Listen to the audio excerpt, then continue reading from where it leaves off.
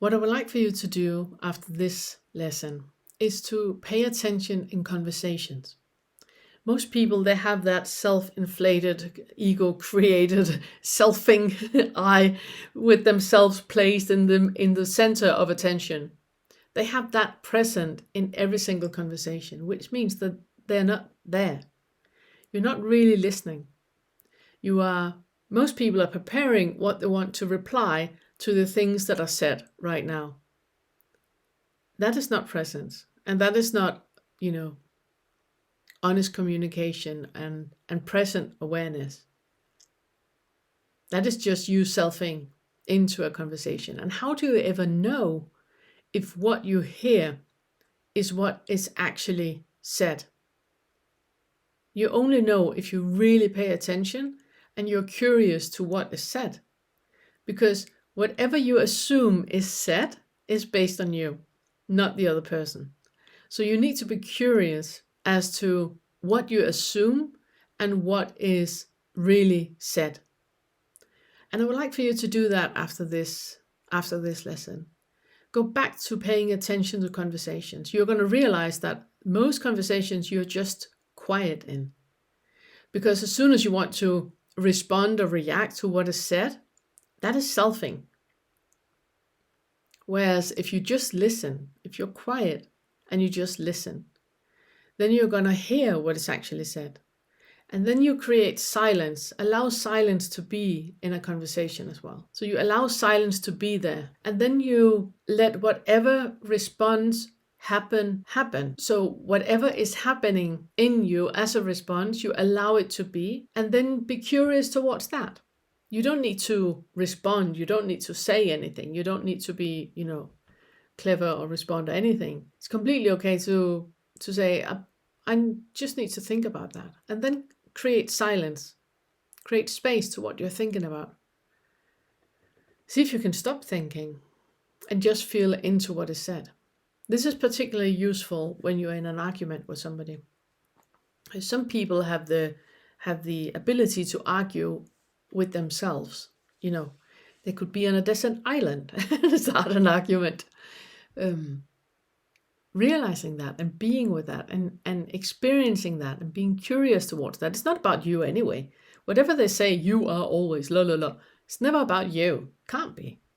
They're only talking about their expectations about what you should do and their assumptions of what you didn't do. It's not about you at all. You're not even on their radar. So it's very easy in arguments just to be quiet and observe. And don't observe the other person. Never mind them. They can do that with their therapist. Observe you. Observe what is happening in you. Do you get the urge to defend yourself? Verbally. I don't mean physically. If you're in a dangerous situation, then get yourself to safety, obviously. But do you get the need to verbally defend yourself? Do you get and what is it you want to defend? Do you want to defend your belief? Do you want to defend your assumption of what you think they think about you? Is that what you want to defend? Are you sure? And how is that going to work? If they assume something about you, how are you going to change that? Seriously. How can you do that? You even have a hard time changing your beliefs about you. How are you going to change beliefs that you assume other people hold about you? How is that even possible?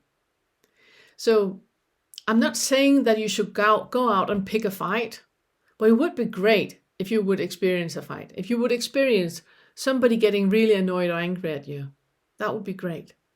Just for you to observe you. You can always at any point say, you know what, you're completely right, and then end it, right? And then observe what happens in you when you just withdraw and go like, but they are right. They are right. Everything they say about me, they are right. And whatever resistance you have towards this, write it down, because we're going to use it when we get to the 5th.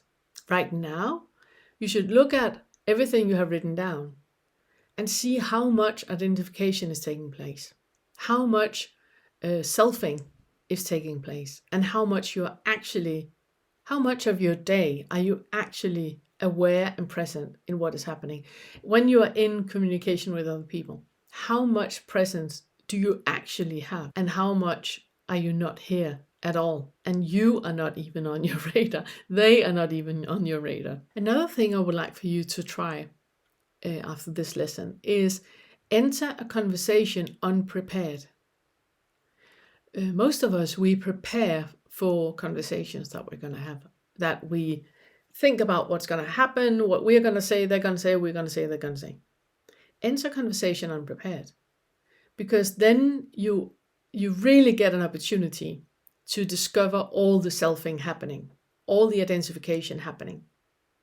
And it puts you in a position where you really, really can observe where you are, where you believe you are, not actually where you are because you're here now, but where you believe that you are. So awareness after this lesson, I would like for you to keep noticing when you're in fantasy and when you're in reality, and how do you know the difference? I would like for you to notice when selfing is taking place, and then observe the selfing that is taking place. You don't have to change anything. Just observe the selfing taking place. Find out when that is particularly happening. I would like for you to enter conversations unprepared, to see what is happening, to see the identification that you put into the conversation, into you, and just be present with whatever is happening. I would like for you to notice what silence does to a conversation. When you pull your awareness from the planning and preparing and talking and all that, and just into a pure being, and you're just present with what is right now, how much does silence change the way you communicate, and how much does it invite you into discovering what you're identifying with right now?